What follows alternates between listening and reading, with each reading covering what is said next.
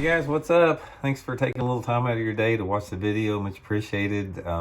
You guys that know I've been putting out 2 videos a day for a long time now.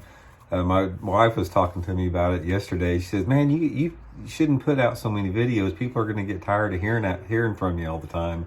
So I just said, "Well, it seems like some of the guys like to get a couple of videos a day." So she says, "Man, you don't want to burn people out on your videos." So let me know what you guys think. Is 2 videos too many a day, or should I just do 1? But it seems like a lot of people are liking the 2 for now. So anyway, today, guys, I'm going to share with you another great piece of juice, one of the secrets that I've had for a long time. I'm going to share with you guys my secret system for fishing lipless crankbaits in the late winter time. Normally, we're talking late January, February, that type of stuff. I'm going to show you guys, or to go over you guys with the technique that I like to use that time of year that a lot of people don't really know about. I think you guys might, and it's a big fish technique. What I'm talking about here is the biggest 5 fish limit I ever caught in my life came doing this. So I'm going to share all that with you guys. So anyway, real quick before we just get started, a couple quick housekeeping tips.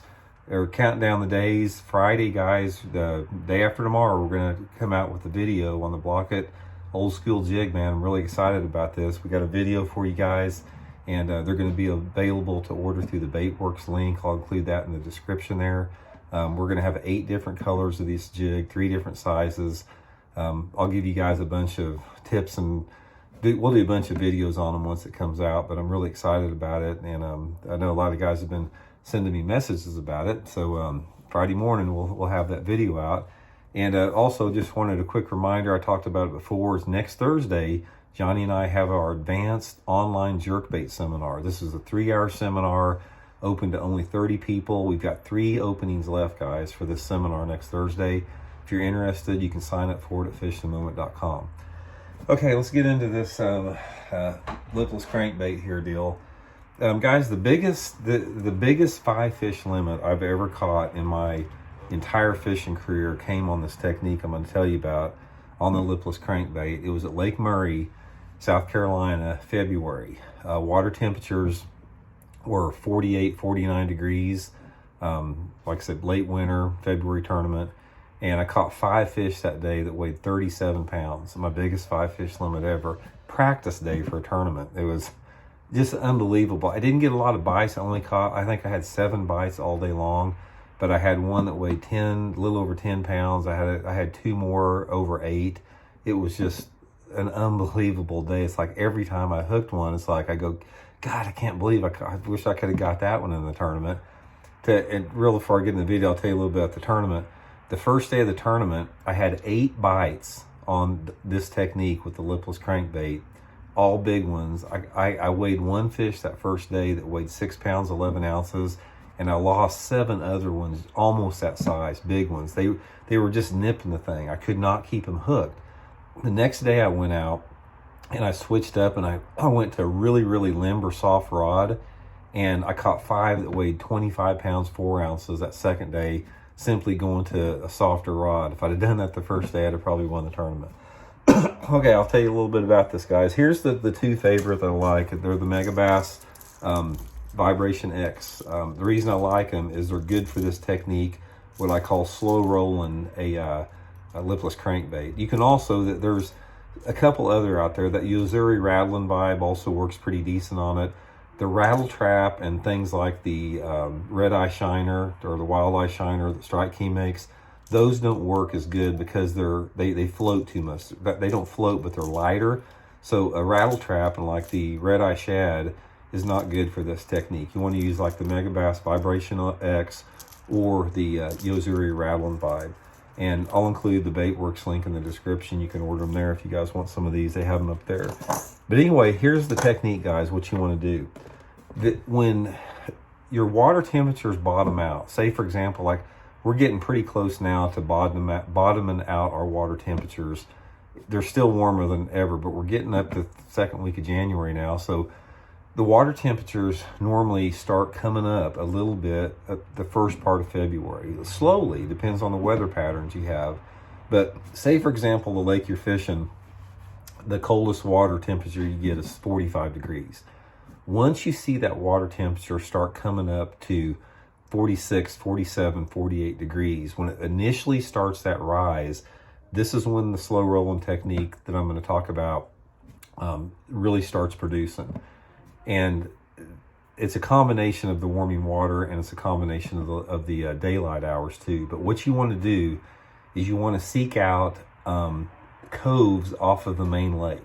Now, most any man-made impoundment has this type of thing, and you can do this a little bit on natural lakes like some of the TVA lakes and some of the lakes in Texas. You can modify this approach, but it works best on man-made lakes that you have any type of rock. It could be gravel, it could be sand, it could be boulders, basketball-sized rock. But you want to get into the main lake coves off the main lake. And what you do is you want to get basically anywhere between from the mouth of the cove to halfway back. And you get your boat out, say, at a 45-degree angle, maybe, 50 foot off the bank. Make a long 45-degree angle cast to the bank. And just let that bait, throw it out there, let it hit the bottom, and just slowly reel it and pump it a little bit like that. Let it fall back down. And you want to visualize that bait not coming over like 12 inches off the bottom. You don't want to like slow or drag it on the bottom, but what you want to do is cast it out, reel it to the bottom, pump it up, let it hit the bottom, and then just start slow reeling it. And after you reel it 5 or 6 times, you have to let that bait fall back down, because as you reel it, it's going to be coming up. So reel it 5 or 6 times, let it fall back down, hit the bottom, pump it up a little bit like that, and start reeling a little bit. Try to keep that bait as close to the bottom as you can without getting hung up. And you may get hung up a little bit, but it's really surprisingly weedless with this particular technique. Try to get on those banks that have, that you don't want like a 45-degree angle bank. You want a little bit flatter angle than that. Something about like this. And work your way back about halfway to the coves. Halfway into the cove. If you're getting bit, go all the way back into the cove. These fish, what you're catching, these are the fish that are staging, getting ready to move to the back ends of those coves to spawn. And the bass that you catch with this are going to be way above average. I'm talking about the average size bass that you catch on these lipless crankbaits, slow rolling them in the late winter, is at least 4 pounds. Here comes Elijah again. What are you doing there? You got a cheese stick? Can you open it for me? Okay, I got to open his cheese stick. I'll be right back. I got his cheese stick open there. But anyway, guys, this is a big fish technique. This is something you don't go out and expect to catch a bunch of fish on. If you get 5 to 10 bites a day on it, most every single time they're going to weigh, they're going to be knocking on 20 pounds every time you get 5 to 8 bites a day on this. And the window for this is when that water temperature is sort of in that 46 to maybe 53 degree zone. Once that water temperature starts to approach the mid-50s, those fish start to move back in the flatter areas, and they don't set up on this. These areas that I'm talking about, the main lake coves, first part of the cove, when those fish are setting anywhere, these fish are going to be in anywhere between, say, 4 to 12 foot of water. That's where you're going to get your bites at. These are the big females. The big females will move up into these areas quicker than any other size fish on there.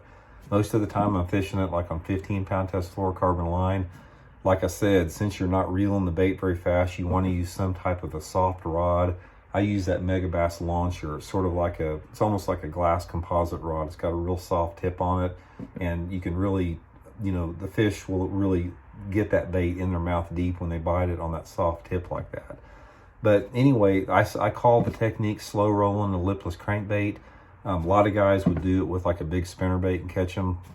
The guys, I'm telling you right now, I have caught toads on this technique everywhere I've went when you get these conditions. It's the first thing that I look for. Anytime that I'm fishing a late wintertime tournament or very early pre-spawn, I always look for this bite to try to get it going, because it's a tournament winning bite once you can get it going.